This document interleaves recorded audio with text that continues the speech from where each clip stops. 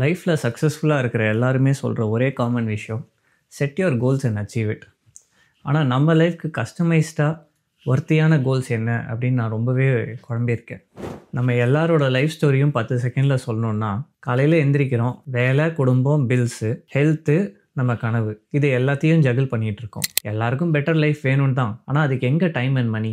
So இந்த வீடியோவில் நான் நம்மளோட இந்த கரண்ட் நிலைமையில் நம்மளோட டைம், எனர்ஜி அண்ட் ரிசோர்ஸஸ் ஒழுங்காக யூஸ் பண்ணும்படி realistic goals in finance, personal growth, health and relationships எப்படி செட் பண்ணுறது அப்படின்னு உங்களோட ஷேர் பண்ண போகிறேன். ஆனால் அதுக்கும் முன்னாடி ஒரு தமிழ் ஒர்க்கிங் ஃபேமிலிக்கு ஏன் இவ்வளோ ரியலிஸ்டிக் கோல்ஸ் முக்கியம் அப்படிங்கிறத பார்க்கலாம். பட் ஒரு கோல் ரொம்ப முக்கியமா அப்படின்னு கேட்டிங்கன்னா ரொம்ப முக்கியம்தான். ஏன்னா if you don't know your destination, any road can take you anywhere. நம்ம எங்கே போகிறோன்னே தெரியாமல் அப்படியே வாழ்க்கையை ஓட்டிகிட்டு இருந்தோம்னா நம்ம டெஃபினட்டாக இதே நிலைமையில் இருப்போம், இல்லைனா இதை விட பின்தங்கியிருப்போமே தவிர நம்ம எதிர்பார்த்த அளவுக்கு நம்ம கோல்ஸ் பக்கமாக ப்ரோக்ரஸ் பண்ணியிருக்க மாட்டோம். ஆனால் அதே சமயம் அந்த கோல் ரொம்ப பெரிய எண்ட் பாயிண்ட்டாக இருந்தாலும் நம்ம மைண்ட் அதை காம்ப்ரிஹெண்ட் பண்ணாது. ஒரு உதாரணத்துக்கு சொல்கிறேன், எனக்கு 5 கோடி ரூபா எனக்கு சேவ் பண்ணோம் அப்படின்னு நான் நினச்சேன், இல்லைனா எனக்கு சூரி மாதிரி 6 பேக் வேணும் அப்படிங்கிற மாதிரிலாம் நான் கனவு கண்டேன்னா அது என் மைண்டு சொல்லிடும் அது ஒரு கனவு, இட் இஸ் அன் அன்ரியலிஸ்டிக் இது அப்படின்னு சொல்லிட்டு அது அந்த கோலை டிஸ்கவுண்டே பண்ணி உங்களை அதை செய்ய விடாமல் உங்கள் மைண்டே தடுத்துரும். பட் அதுக்காக அந்த பெரிய கனவெல்லாம் நம்ம திங்க் பண்ணக்கூடாதா சந்திரமௌலி அப்படின்னு கேட்டிங்கன்னா அப்படி கிடையாது. இதுக்கு தான் ரியலிஸ்டிக் கோல்ஸாக வச்சுக்கணும். அதாவது ரியலிஸ்டிக் கோல்ஸ்னால் உங்களோட பெரிய கோல்ஸை சின்ன கோல்ஸாக small and doable and sustainable கோல்ஸாக மாற்றணும். ஒரு உதாரணத்துக்கு இப்போ 2025க்குள்ளே எனக்கு 50,000 சப்ஸ்கிரைபர் வேணும் அப்படிங்கிற கோல் நான் வச்சுக்கிட்டேன் அப்படின்னா என்னோட ரியலிஸ்டிக் கோல் ஒரு வாரத்துக்கு நான் ஒரு கண்டென்ட் ஆச்சு போடணும். So it should be sustainable and doable. முன்னாடி சொன்ன மாதிரி அந்த ரொம்ப பெரிய கோலாக இருந்துச்சுன்னா நம்ம மைண்ட் அதை காம்ப்ரிஹெண்ட் பண்ணாது. பட் இந்த மாதிரி ஒரு சஸ்டெயினபிள் அண்ட் டூவபிள் ஆக்ஷன்ஸாக நீங்கள் அதை பிரேக் பண்ணிட்டீங்க அப்படின்னா அந்த சின்ன ஸ்டெப்பை நம்ம மைண்ட் எடுக்கிறதுக்கு தயங்காது. ஸோ இப்படி தான் நம்ம ப்ரோக்ரஸ் பண்ண போகிறோம். ஸோ என்னோட லைஃப்பை நான் ஒரு ஹோலிஸ்டிக்காக பார்த்தேன் அப்படின்னா ஒரு 4 இம்பார்ட்டண்ட் பார்ட்ஸாக நான் பிரிச்சிருக்கேன். Health, finances, personal growth and relationships. So இது 4த்துலேயும் என்னோட கரண்ட் ரியாலிட்டி என்ன, என்னோட ரியலிஸ்டிக் கோல் என்ன, அண்ட் அதை அச்சீவ் பண்ணுறதுக்கு சில டிப்ஸ் தான் இந்த வீடியோவில் நான் ஷேர் பண்ண போகிறேன். Number 1, health and wellbeing. இப்போது ஹெல்த் அண்ட் வெல்பீயிங் பொறுத்த வரைக்கும் நம்மளோட கரண்ட் ரியாலிட்டி என்ன, நம்ம லாங் ஒர்க் ஹவர்ஸ் பண்ணிகிட்ருக்கோம். நிறைய பேர் டெஸ்க் ஜாப்லாம் பண்ணிகிட்ருக்கோம். நமக்கு ஜிம்முக்கோ இல்லை 1 hour டெடிக்கேட்டடாக எக்ஸசைஸ் பண்ணுறதுக்கோ டைம் இல்லை, எனர்ஜி இல்லை. ஸோ இதெல்லாம் டேக்கிள் பண்ணுறதுக்கு நான் செட் பண்ண ரியலிஸ்டிக் கோல் என்னென்னா, daily 20 minutes of walking and ஒரு 5 minutes of breathing or stretching.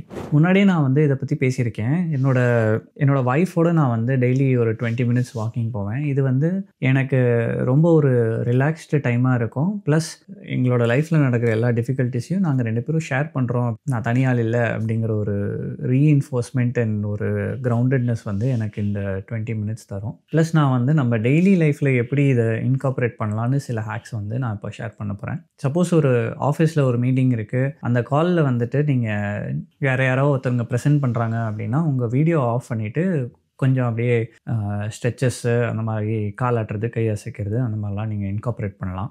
அப்புறம் கோவிட் டைமில் நிறையா யூடியூப்பை பார்த்துட்டு நம்ம வீட்டில் எக்ஸசைஸ் பண்ணுவோம்ல. ஸோ அந்த மாதிரி உங்களோட வீட்லேயே யூடியூப்பை போட்டுட்டு ரோபோட்டஸ் ஜிம் அந்த மாதிரி சேனலை போட்டு நீங்கள் quick 10 minute workout, 15 minute ஒர்க் அவுட்லாம் பண்ணி நீங்கள் உங்களையே ஃபிட்டாக வச்சுக்கலாம்.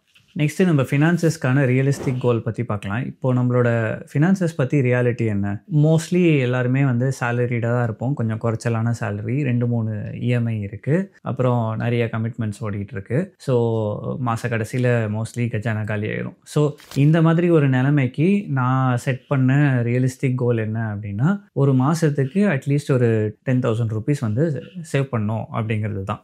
இன்ஃபேக்ட் நான் ஒர்க் பண்ணுற 2-3 வருஷத்துக்கே நம்ம கிரெடிட்டில் இந்த மந்த்து எண்டு பண்ணக்கூடாது அப்படிங்கிறது தான் என்னோடய கோலாகவே இருந்துச்சு.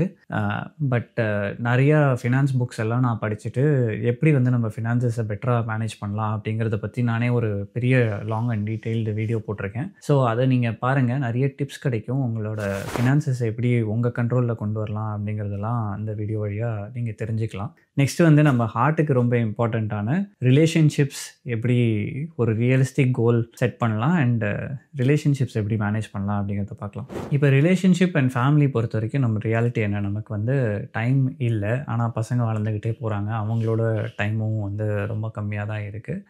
அப்பா அம்மாவும் ஏஜ் ஆகிட்டு இருக்காங்க, ஸோ அவங்களோட குவாலிட்டி டைம் ஸ்பெண்ட் பண்ணோம். பட் ஒர்க்குனால நமக்கு இதெல்லாம் வந்து டெடிகேட்டே பண்ண முடியல. ஸோ இதுக்கு நான் செட் பண்ண ரியலிஸ்டிக் கோல் என்ன அப்படின்னா, ஒரு 30 மினிட்ஸ் பர் டே ஒரு டெக் ஃப்ரீ என்விரான்மெண்ட்டில் இருக்கணும். அந்த டைமில் வந்து நம்ம ஃபேமிலிக்கு டெடிகேட் பண்ணி இருக்கணும். இது வந்து நம்மளோட டின்னர் டைமாக கூட இருக்கலாம், இல்லைனா தூங்க போகிறதுக்கு முன்னாடி. ஸோ இதுக்கு நான் வந்து செட் பண்ண ஹேக் என்ன அப்படின்னா, ஒரு சின்ன சின்ன விஷயங்கள் எல்லாத்தையும் எடுத்து ஒரு நோட் புக்கில் எழுதி வைக்கலாம். ஸோ ஃபார் எக்ஸாம்பிளுக்கு ஒரு 5 நிமிஷம் நம்ம வந்து டெடிகேட்டடாக, அதாச்சும் ஒய்ஃப் கூட ஒரு காஃபி சாப்பிட்றது ஒரு 5-10 நிமிஷம், அப்புறம் வந்துட்டு நம்ம பசங்களோட ஒரு ரீடிங் டைம் ஒரு 5-10 நிமிஷம், பெரியவங்களோட ஒரு பேசுகிறது ஒரு 10 நிமிஷம். ஸோ இந்த மாதிரி சின்ன சின்ன விஷயங்களை வந்து நீங்கள் எழுதி வச்சிட்டிங்க, அப்புறம் மறக்காமல் வந்து உங்கள் பசங்க தூங்கினதுக்கப்புறமோ இல்லை தூங்குறதுக்கு போகிறதுக்கு முன்னாடியோ வந்து அவங்களுக்கு ஒரு ஹக் கொடுத்து, ஒரு கிஸ் கொடுத்து, ஐ லவ் யூ சொல்கிறது, இந்த மாதிரி சின்ன சின்ன விஷயங்களை வந்து நீங்கள் டெய்லி இன்கார்பரேட் பண்ணுறதுக்கு ஒரு புக் மாதிரி, ஒரு ட்ராக்கர் மாதிரி போடுங்க.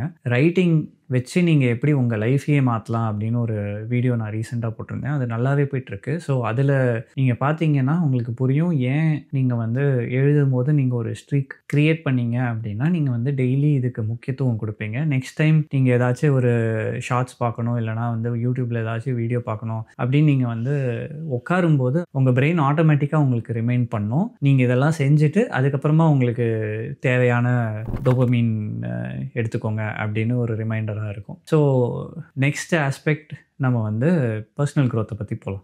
நம்ம லைஃப்பில் வந்து மிகப்பெரிய மாற்றங்கள் எப்போ நடக்கும், நமக்கு வந்து பர்சனல் க்ரோத்து நடக்கும்போது தான். ஒரு புது ஸ்கில் கற்றுக்கிட்டீங்க, இல்லைனா வந்துட்டு ஒரு புது ப்ரோக்ராமிங் லாங்குவேஜ் கற்றுக்கிட்டீங்க அப்படின்னா உங்களுக்கு ஆட்டோமேட்டிக்காக நெக்ஸ்ட் ஒரு ஹையர் பேயிங் ஜாப், இல்லைனா ஒரு ஹையர் பேயிங் சேலரி கிடைக்கலாம். அதே மாதிரி ஏஐ யூஸ் பண்ணிவிட்டு நீங்கள் வந்து உங்களோட டெய்லி டாஸ்க் எப்படி குறைக்கலாம் அப்படின்னு லைஃப் வந்து ஆப்டிமைஸ் பண்ணலாம். இல்லைனா ஒரு மார்க்கெட்டில் என்ன ப்ராடக்ட் இருக்குது அதை யூஸ் பண்ணிவிட்டு என்னோடய இன்வெஸ்ட்மெண்ட்ஸ் வந்து ஆட்டோமேட் பண்ணலாமா, இல்லை என்னோடய பில் பேமெண்ட்ஸ்லாம் ஆட்டோமேட் பண்ணலாமா அப்படின்னு வந்து நீங்கள் யோசித்து கொஞ்சம் உங்களுக்கு நீங்களே டைம் க்ரியேட் பண்ணிங்கன்னா அது வந்து நீங்கள் உங்கள் ரிலேஷன்ஷிப்ஸ்க்கு வந்து நீங்கள் இன்னும் ஃபோக்கஸ்டாக இருக்கலாம். ஸோ நம்மளோட க்ரோத் எல்லாமே வந்து நம்ம எப்படி லேர்ன் பண்ணுறோம், நம்ம எப்படி அப்ஸ்கில் பண்ணுறோம் அப்படிங்கிறது பொறுத்து தான் இருக்குது. ஆனால் நம்ம மிடில் கிளாஸ் மென்டாலிட்டி எப்படி தெரியுமா, நான் வந்து எல்லாமே எனக்கு வேணும், நான் எனக்கு லேர்னிங்கும் வேணும், ஹையர் சேலரியும் வேணும், ஆனால் வந்து அது எதுக்குமே நான் வந்து செலவு பண்ண மாட்டேன் அப்படின்னா நான் வந்து பைசா செலவு மட்டும் சொல்லலை, என்னோடய எஃபர்ட்டை கூட நான் வந்து அதில் போட மாட்டேன். அதாச்சும்